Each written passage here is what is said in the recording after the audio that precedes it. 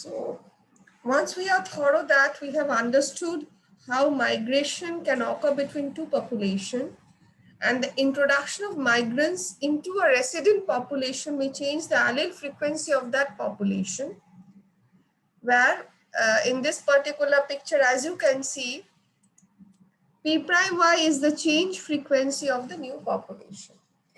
And then we also calculated the other day the difference in the allele frequency between the new population and the resident population. And now we move on to the another factor that govern microevolution, that is mutation. Talking about mutation, you are aware that random mutations occur within pre-existing genes to introduce new alleles into population, but that occurs at a very low rate. Now, new mutations may be beneficial, neutral, or deleterious. For new alleles, whenever there is a mutation event, for new alleles to rise to a significant percentage in a population, other evolutionary mechanisms like natural selection, genetic drift, or migration must operate in them. We are now not going to relate the event of mutation with the other forces that govern microevolution. Let us concentrate on how mutation in its own way can introduce changes in allele frequency in a population. So this is a picture, and let me explain it in this way. Suppose we have a population 1. And let's not do it this way. Suppose there is capital A and there is small a in a population. Let the frequency of capital A, let the initial frequency of capital A be P0 in the population. And let the initial frequency of small a be Q0. At any given moment, there is an event of mutation. And let us imagine that this event of mutation is forward mutation, where some capital A is being converted to small a. So at any instant movement, there is an event of mutation where some capital A has been converted to small a. Now this conversion, the rate at which this mutation is occurring, let that rate be U. So you can imagine that after mutation, some of the capital A allele will be converted to small a, and they will not be available in the population now as capital A. So as I was saying, that some amount of capital A will be converted to small a after an event of mutation at the rate U. So we can say that UP0, amount of capital A at the moment of mutation is occurring, will be converted to small a. Again, capital A is being converted to small a due to an event of mutation at the rate U. P0 is the original frequency of capital A. Q0 is the original frequency of small a.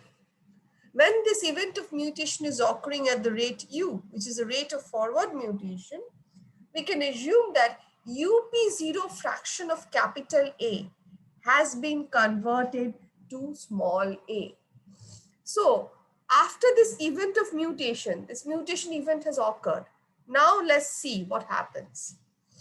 Now if we look into the frequency of capital A, which we denote as P1, because as you can see that the capital A frequency after the mutational event is not same now. Some amount of capital A has been converted to small a. And what fraction of capital A has been converted to small a? The UP0 fraction of capital A has been converted to small a. So when we now calculate the amount of capital A present in the population after mutation, we can assume that the original frequency of capital A was P0, and after mutation, UP0 fraction has converted to small a. So this UP0 fraction is now no more available to capital A. So this has converted to small a. So this is now no more available to capital A. So the frequency of capital A after an event of mutation, that is P1, is becoming P0 minus UP0.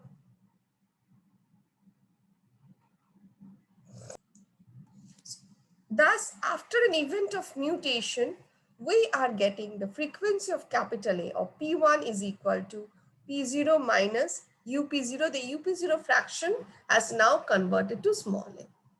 Similarly, if we calculate the amount of backward mutation, so what we did, we calculated capital A is converted to small a after an event of mutation at the rate U. U is the rate of forward mutation. P0 was the original frequency of capital A. Q0 is the original frequency of small a. And after this event of mutation, we calculated P1 is equal to P0 minus UP0. So P1 is the frequency of capital A after that event of mutation has occurred. Now mutation is bidirectional. At a given mutational event, some amount of capital A is being converted to small a. Similarly, some amount of small a after a given mutational event can be converted to capital A. So now let's see, we have small a that is being converted to capital A. Now, if U is the rate of forward mutation, then when small a is being converted to capital A, that is V. V is the rate of backward mutation.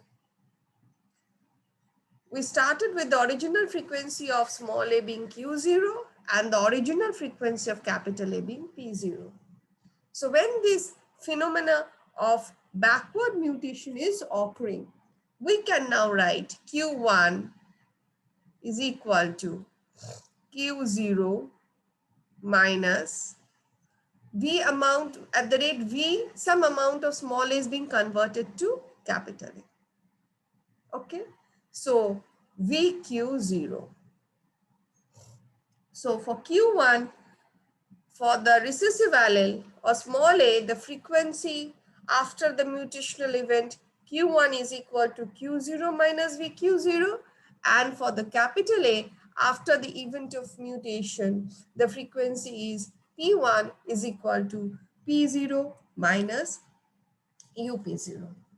So this is what that I have done here. And so we have now seen how we calculated the allelic frequency of capital A after the event of mutation. P1 is equal to P0 minus UP0. You take out P0 from the bracket, it becomes P0 into 1 minus U. And how we calculated the allelic frequency of small a after the event of mutation. Q1 is equal to Q0 minus VQ0. Take out the Q0 out of the bracket and you get Q0 1 minus V. So this was the first derivation. Now, let us start with this equation now. So we saw P1 is equal to P0 1 minus U. Now imagine there is again a second event of mutation, same at the rate U. So this was the first event of mutation and we got this. Right. Now there's a second event of mutation. In the second event of mutation, remember the frequency of capital A has become P1. And some amount of P1 is being converted to small a.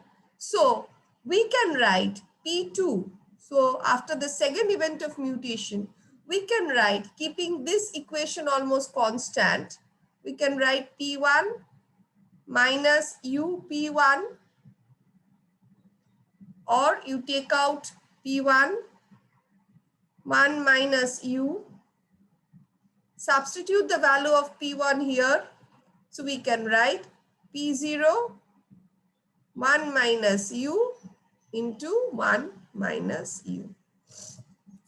So after a second generation of mutational event also, we are seeing that the allelic frequency is dependent on the original frequency of the capital A allele, that is P0, and the rate of forward mutation.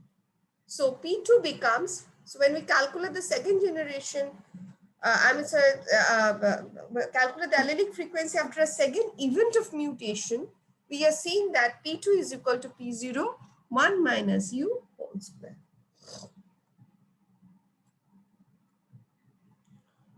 So that is how we did it. So P1 was P0, 1 minus u.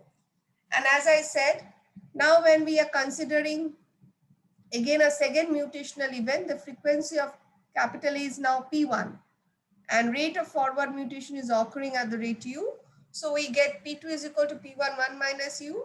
Substituting the value of P1, we get this equation. So similarly, we can write Pt.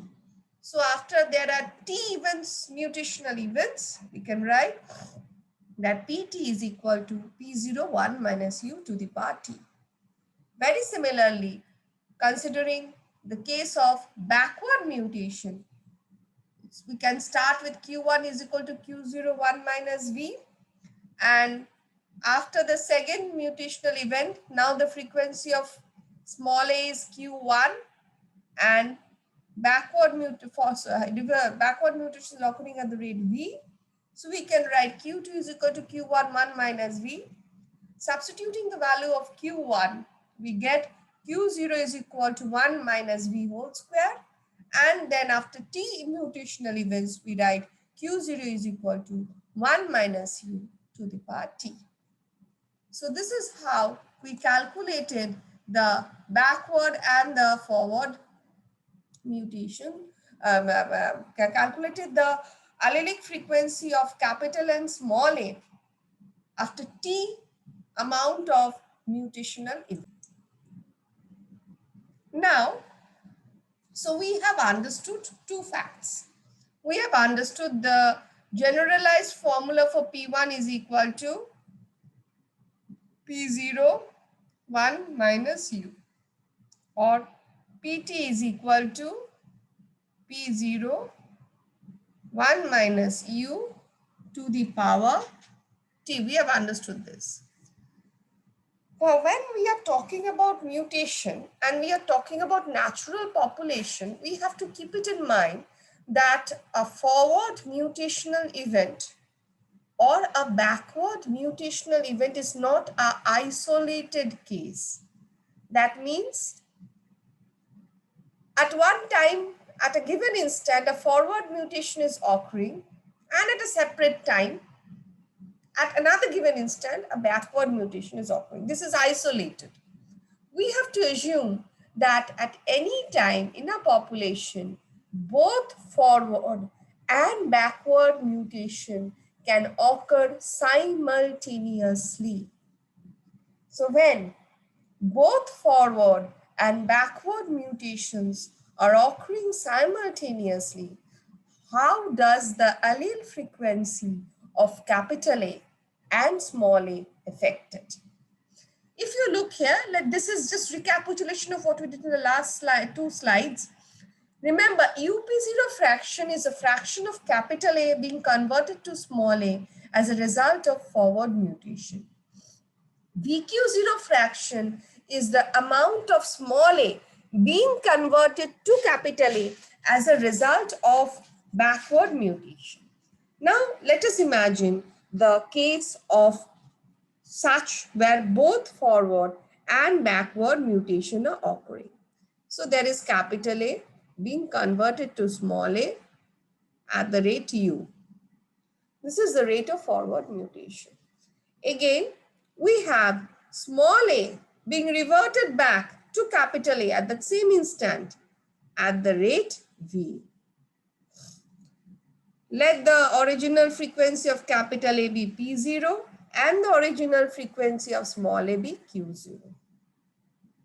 So this is a scenario where we are getting an event of a mutational event where at that given instant, both forward mutation at the rate U and backward mutation at the rate V is occurring. When the scenario is such, how is the allelic frequency changing for capital A after this kind of mutational events? So let the frequency, fresh frequency of capital A be P1. So we can safely write P1 is equal to P0 minus UP0. Remember, UP0 fraction is the fraction that has been converted to small a and now no more available to capital A. So as a result of forward mutation, this has happened. Fine.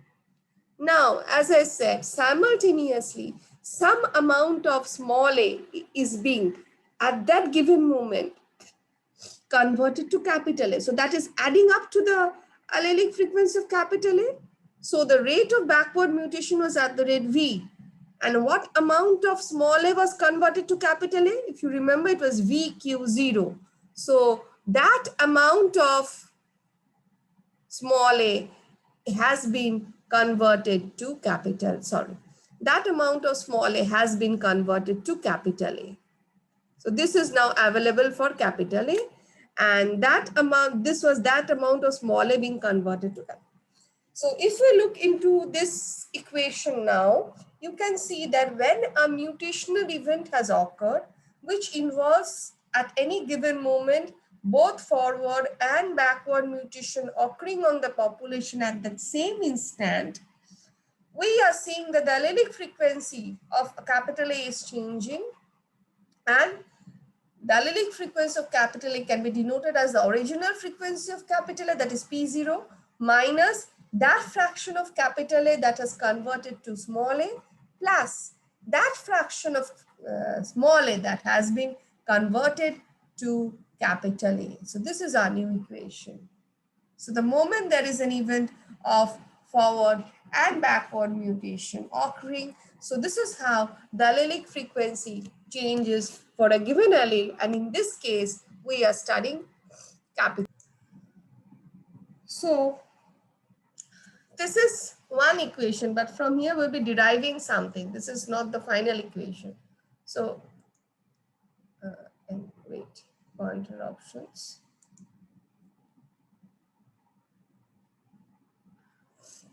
So as you can see, this is the equation. This is the equation, and this is the same equation I've written here. Now, important thing. The important thing is that for capital A, the original frequency of capital A was P1.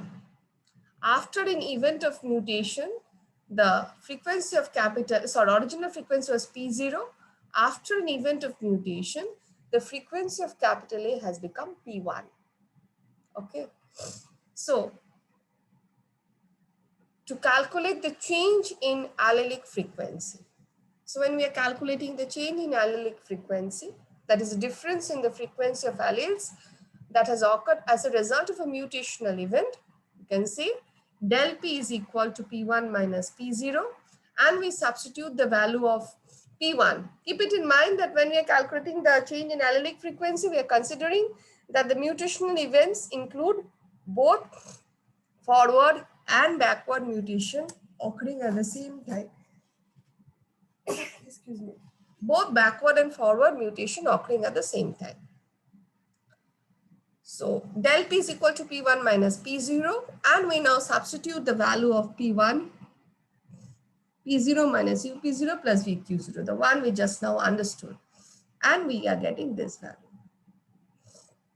So whenever there is a mutational event involving both forward and backward mutation, the change in allelic frequency is dependent on the original frequency of the alleles. So C is dependent on Q0, that is original frequency of small a, and P0, that is original frequency of capital A, and is also dependent on the rate of backward and forward mutation. So V is the rate of backward mutation, U is the rate of forward mutation. So that is change in allelic frequency for capital A. Now, if we assume that del P is equal to 0. So rightly said. So if del P is equal to 0, you just put in 0 there. We are getting VQ0 is equal to UP0. Understand this equation now because we are doing evolution. So the moment change, del P means change in allelic frequency after the mutational event. So it was this change.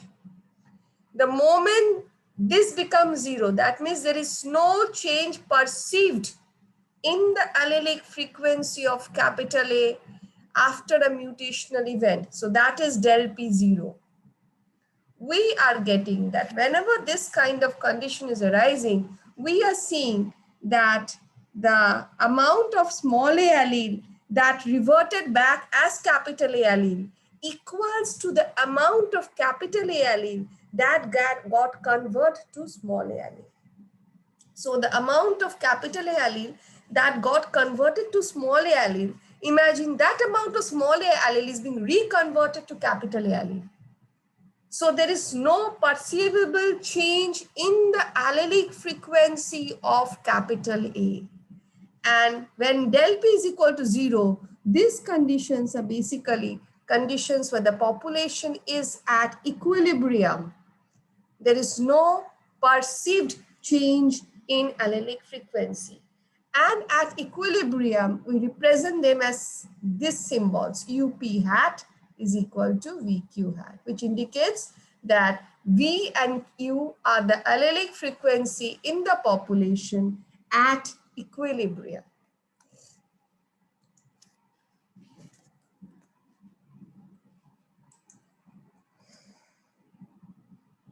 So that is what we got, that at equilibrium, when there is no perceivable change in the allelic frequency after a mutation event, we are seeing that UP hat is equal to VQ hat. So if UP hat is equal to VQ hat, let's move to here. How can we calculate the frequency of P hat and Q hat? So let me show you here, then I'm going to the next slide. So we have got UP hat is equal to VQ hat, considering that the population is in equilibrium. We are also aware that P hat plus Q hat, since the population is in equilibrium, is equal to 1. We are also aware of this. So to get the allelic frequency of P, we just write this equation as UP hat is equal to V, 1 minus P hat.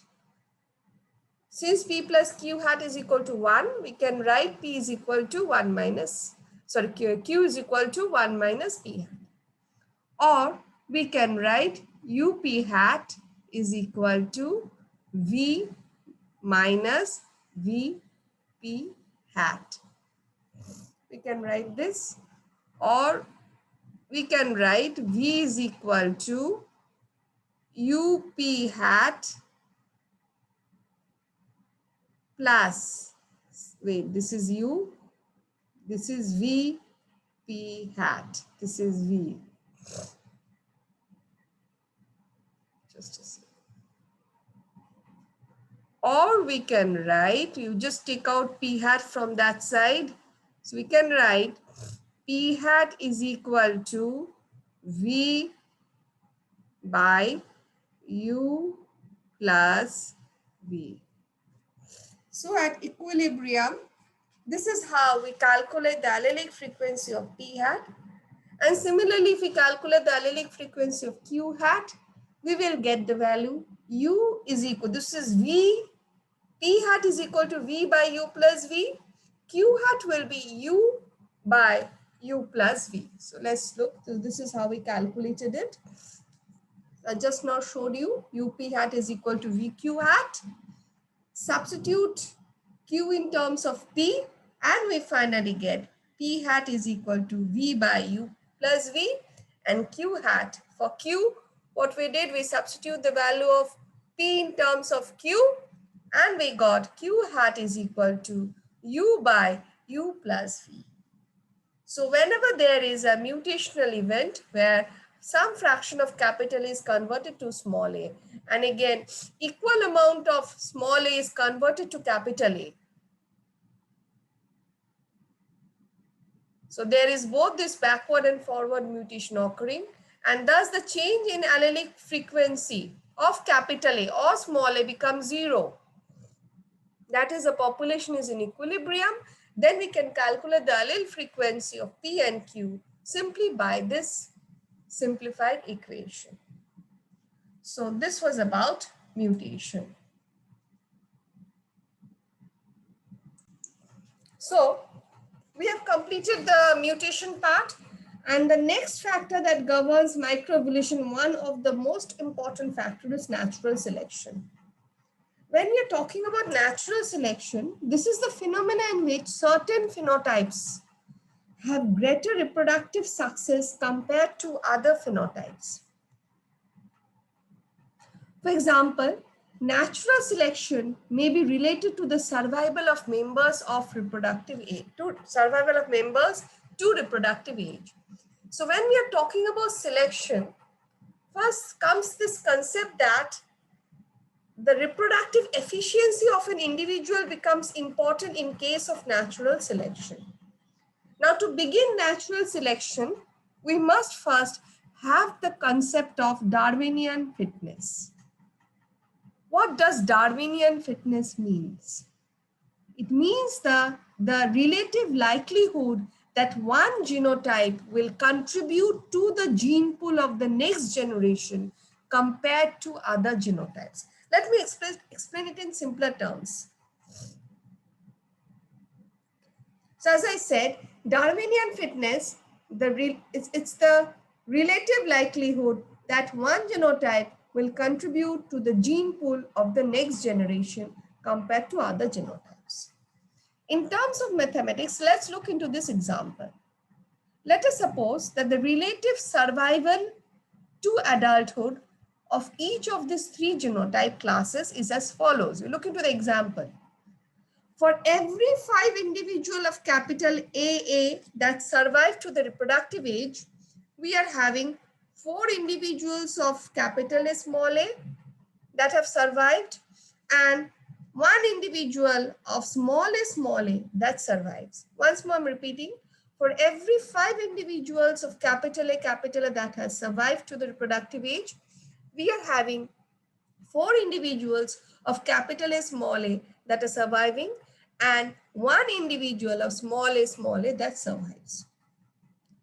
By convention, the genotype with the highest reproductive ability is given a fitness value of 1. So since 5 individuals that have survived to the reproductive age of capital A, so we give the fitness value 1 to this genotype. How do we do that?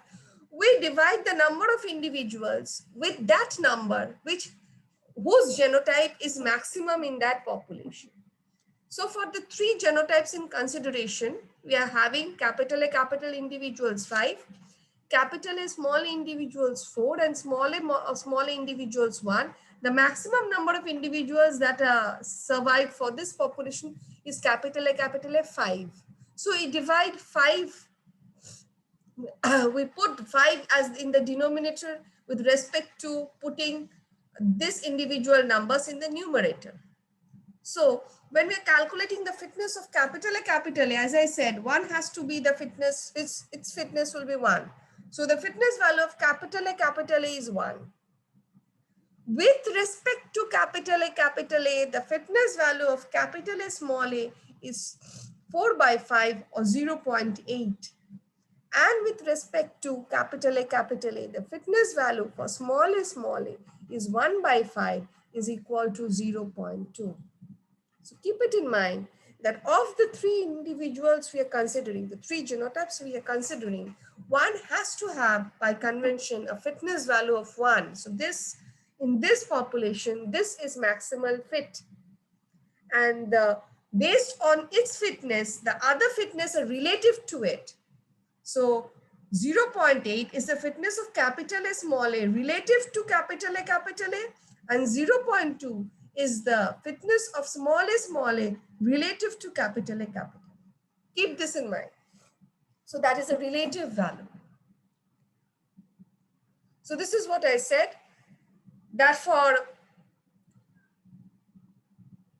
the genotype with the highest reproductive ability is given a fitness value of 1. Relative fitness values are denoted by the variable W. So the symbol for relative fitness is W. So fitness for AA, so symbolically it is represented as WAA is 1. The fitness for capital A small a, symbolically it is W, capital A small a is 0.8. And the fitness for small a is 1/5, that is 0.2.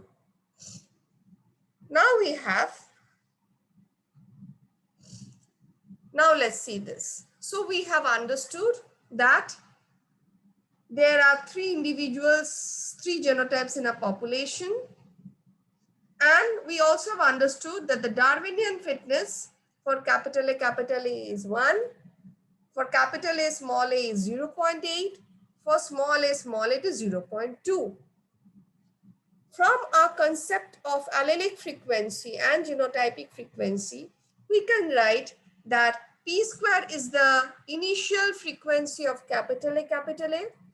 2pq is the initial frequency of genotypic frequency of capital A small a, and q square is the initial genotypic frequency of small a small a. This is what we have done through in our previous classes. And we can write, this will be p square, this will be p square. So we can write p square plus 2pq plus q square is equal to 1. Now, since we are talking about selection, an event of selection has occurred. And as a result of an event of selection, some population are fit as compared to the others. So we have brought in Darwinian fitness because we are now involving natural selection. And we saw that the fitness for the p square is 1, the fitness for 2pq is 0.8, and the fitness for q square is 0.2. So this event of selection is occurring, and thus the frequency after selection is now changing. So how you calculate the frequency of selection? You simply multiply it with the fitness of that group. So p square into 1, that is p square WAA. The fitness of the capital A small a is 2pq W capital A small a. And the fitness of small a is q square WAA. So this is the genotypic frequency after selection. So we can write the mean fitness value after selection. I'm talking about the mean fitness value, or the 2pq W capital A small a plus we can write q square W small a. We can write this to be the mean fitness. So this is our mean fitness value.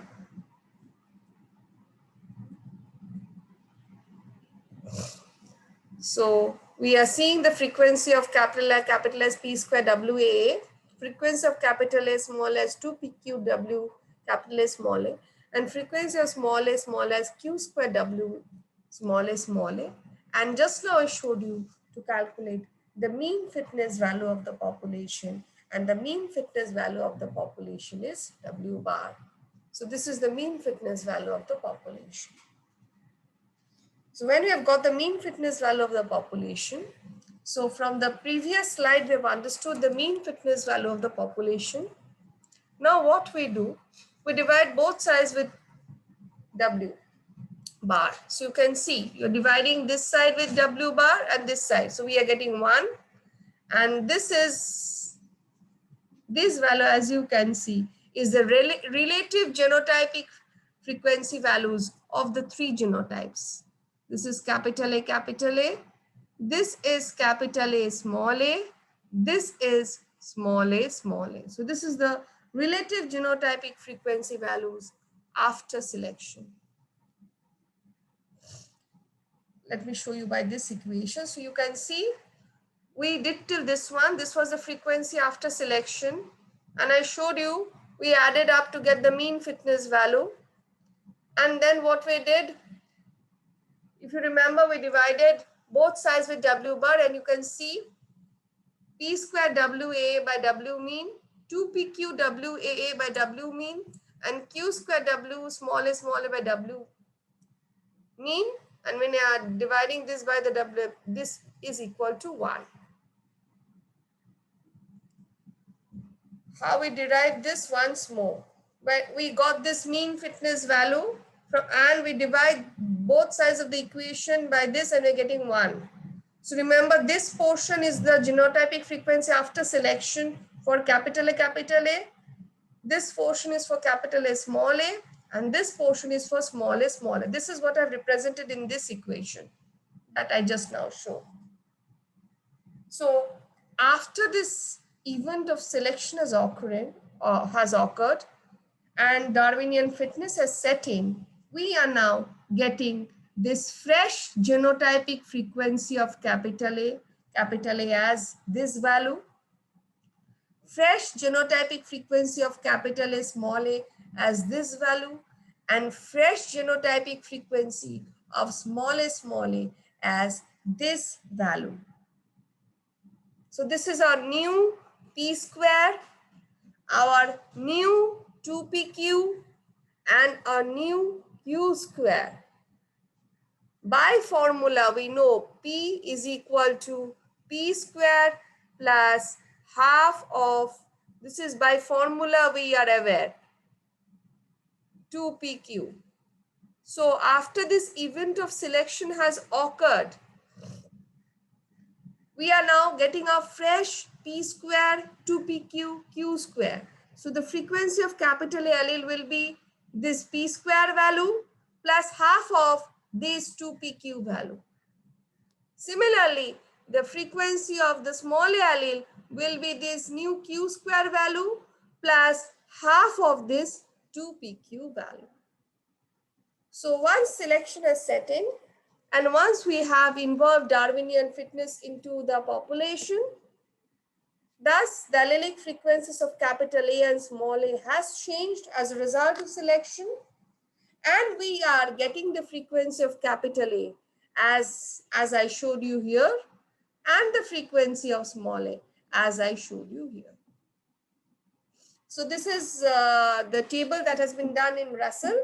I've written here the mean fitness, keep it in mind. The mean fitness value is P square WA, this value. This is the mean fitness value, keep this in mind.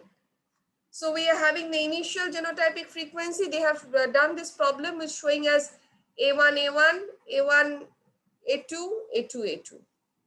So its frequency, so these are the fitness values. This is the frequency after selection.